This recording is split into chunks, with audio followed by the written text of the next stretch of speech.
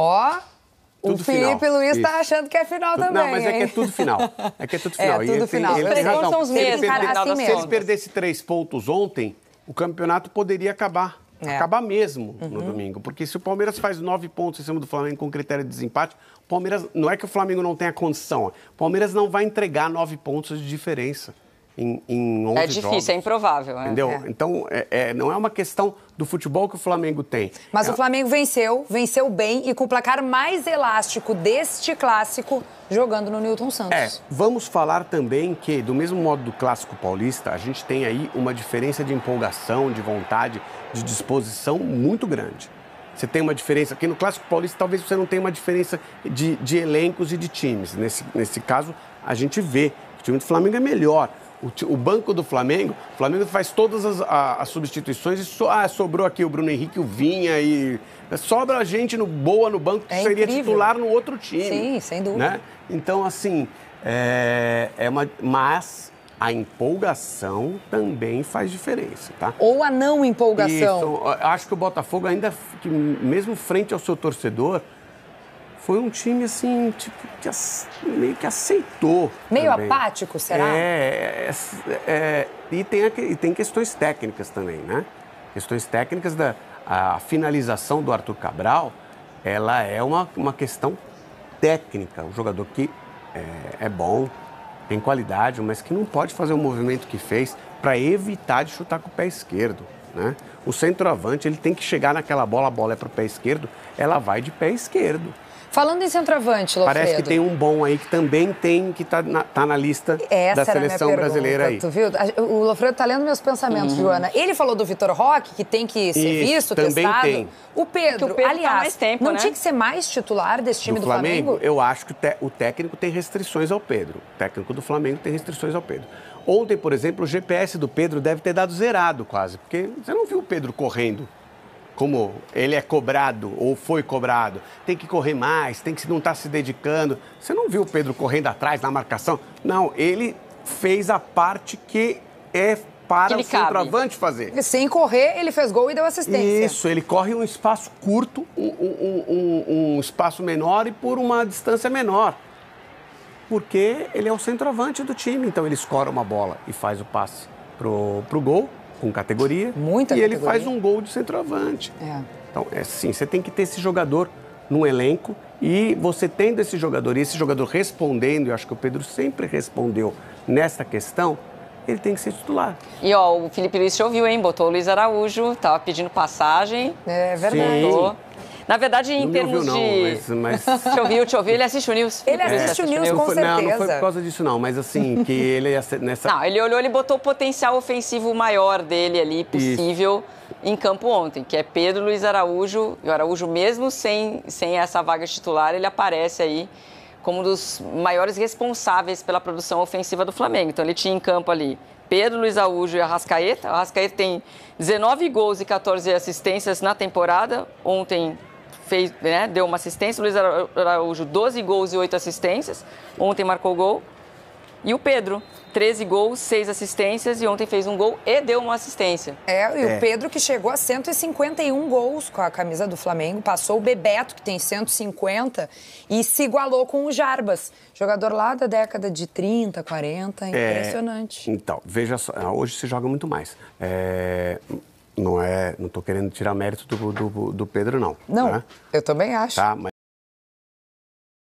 ele é muito bom, ele faz muito gol. Um time não pode prescindir de um centroavante desse. Você tem um jogador desse no elenco, ele tem que jogar. A seleção brasileira tem que ter um jogador desse no elenco. Pode jogar com 4 atacantes móveis, tudo mais. Você tem que ter o centroavante ali. E eu acho que o Pedro tem que ser observado do mesmo modo que o Vitor Roque. A gente viu nessa convocação vários jogadores na seleção brasileira que você fala, esse não precisamos mais observar, pro bem e pro mal, né? Esses dois precisamos observar. Mas você tá fazendo referência a um camisa 9, especificamente? Não, camisa 9, o Richarlison não precisamos mais observar. Entendi. Né? Embora eu acho que o Richarlison tenha sido prejudicado nas participações dele nesses amistosos. Entrou pouco tempo com o jogo já ou definido a favor ou contra, né? Então, mas eu acho que a gente tem que observar mais jogadores que a gente vê que podem dar um resultado. Nem o Caio Jorge conseguiu, né? Que ele jogou poucos minutos, depois machucou. Não teve a oportunidade que o Caio Jorge foi. Mas é que o Richarlison foi chamado mais vezes, sim, com mais frequência. Só que aí o Caio Jorge caiu de produção e abre espaço para esses que estão no Brasil disputarem. No caso, eu acho que olha, se não for convocado agora em novembro, difícil, hein? Precisa. Ele estava naquela tua listinha, Joana? Quem, o Pedro? O Pedro. Naquela minha listinha, quando eu falei que tinha nomes ali, tava. Isso. Tava Pedro, Vitor Roque, Caio Jorge, Matheus Pereira. Oh. E ontem a escalação... É outra posição, mas é só que eu lembrei. Matheus Pereira. Ontem a escalação do Felipe Luiz, no meu entender, ela é a melhor dentro do possível. Sim. Tá? Com o Pedro, com o Luiz Araújo. A questão do meio-campo, ele não tinha o Saul. Ele não podia começar com o Pulgar, né? Então entrou com o Everton Araújo. Aí, ó, na tela os campinhos iniciais dos dois times. Optou pelo Royal na direita. Talvez na lateral direita ele pudesse ter o Varela. Mas enfim, acho que esse é o time, o melhor time que o Flamengo pode ter. Embora, por exemplo, Samuel Lino, acho que está jogando abaixo do que começou. Chegou num momento foi para a seleção brasileira, hein? Fez mesmo. 3 partidas boas e foi para a seleção brasileira. Agora ele está tendo uma certa dificuldade técnica, inclusive. E do lado do Botafogo, repare que é um time muito menos qualidade do que o do Flamengo, mas porque ele foi projetado. O problema do Botafogo não está aí nesses jogadores que estão no campo e nem está no técnico que é inexperiente e que está trabalhando no Botafogo porque tem o mesmo sobrenome, não é coincidência o mesmo sobrenome, ele é filho do técnico da seleção brasileira. E é por isso que ele está no Botafogo, tá? Mas o problema não é ele, o problema é que o planejamento do Botafogo, ele foi mal feito e dentro do mal feito ainda foi mal executado durante a temporada. A verdade é, galera, que a imprensa tem que entender que o Botafogo está voltando ao seu estado natural. O Botafogo, que por muitos anos ficou sem ganhar nada, até pelas dívidas que acabou adquirindo, né? O Botafogo é um clube aí, um dos mais endividados do futebol brasileiro. E aí vem um cara disposto a colocar uma grana para fazer o time jogar bola com bons jogadores e conquistar títulos, e agora esse cara que colocou o seu próprio dinheiro nesse clube está sendo cobrado como se ele tivesse a obrigação de todos os anos colocar o Botafogo no caminho dos títulos e das vitórias, coisa que um clube centenário como o Botafogo não conseguia fazer. Então, eu acho que é isso que muitos têm que entender. O John Textor é bem entender com o dinheiro dele. Se ele quiser, em um ano, colocar o dinheiro dele para o Botafogo jogar e ser competitivo, beleza. Se ele não quiser também, o Botafogo vai simplesmente estar voltando ao seu estado natural. Então, eu acho até que o Botafogo está numa situação melhor do que o seu planejamento. O Botafogo estar disputando uma vaga direta para a Libertadores é uma situação melhor do que aquilo que foi feito de trabalho e do trabalho estrutural. O trabalho do dono, será que é o dono? Mas assim, de quem dirige a empresa Botafogo. Né? O João Textor, esse ano, o ano passado, ele apareceu muito e ganhou os elogios porque mereceu os elogios. E agora ele tem que aparecer mais para ouvir as críticas. Deixa eu dizer para vocês, a gente vai mostrar daqui a pouquinho, em seguida, o lance de análise do VAR, em que o Flamengo pediu pênalti no Luiz Araújo, mas deixa eu só mostrar o Felipe Luiz rasgando elogios ao Pedro. Ah, sim, importante. Bel, nossa editora-chefe, me perdoa, coisas, mas sim, essa não, palavrinha a gente vai ouvir. As coisas mudam, né? Porque é importante, vamos ver. O Pedro é um jogador top, todos conhecemos. Mas o mais importante é a equipe. E hoje ele deu tudo pela equipe, se doou em todas as fases do jogo. Fez 2 semanas excelentes de treinamentos, está muito bem. E o campo fala, tá num grande momento. E esse Pedro é o que todos queremos agora. Quem mantém eles no campo são eles mesmos. Eu falei para eles no começo do ano, para todos eles, nenhum deles tem o lugar garantido na equipe titular. Nenhum. Nem Arrascaeta, já ficou no banco na final, inclusive, da Supercopa. Nem Pedro, nem Bruno Henrique, o jogador com mais títulos na história desse clube, tem lugar garantido nessa equipe. O campo deve falar. E muitas vezes os jogadores têm fases melhores e fases piores, e sou eu que tenho que decidir. E às vezes vou acertar, eu vou errar, eu também tenho fases melhores e fases piores, mas sempre pensando no que é melhor para a equipe. Bom, boa ao final, vou acertar e vou errar. Acho que ele errou com o Pedro. O campo fala, não é o GPS que fala, é o campo que fala, tá? E ontem só eu fiquei numa dúvida nessa questão do Bruno Henrique, já que ele tocou no Bruno Henrique. O Bruno Henrique ficou no banco e o jogo pedia o Bruno Henrique, tá? Tinha Everton, Cebolinha, Michael, e o jogo pedia Bruno Henrique, e ele ficou no banco. O Everton Cebolinha, que depois desse jogo saiu com algumas dores musculares, vai ser reavaliado e deve passar por exames hoje. Qualquer novidade que ainda dentro do Sport TV News chegue pra gente, a gente traz pra vocês. Agora, a CBF divulgou a análise do VAR no lance em que o Flamengo pediu pênalti no Luiz Araújo. Vamos ver.